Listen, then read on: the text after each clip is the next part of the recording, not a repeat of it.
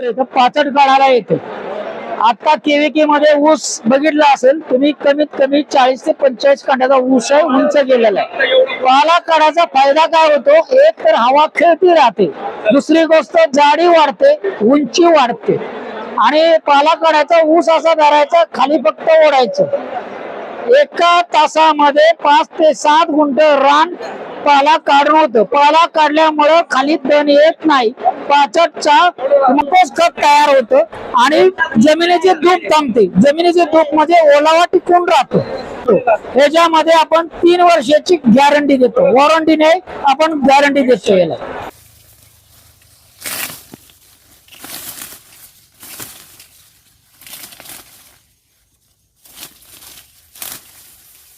भारी जात नाही,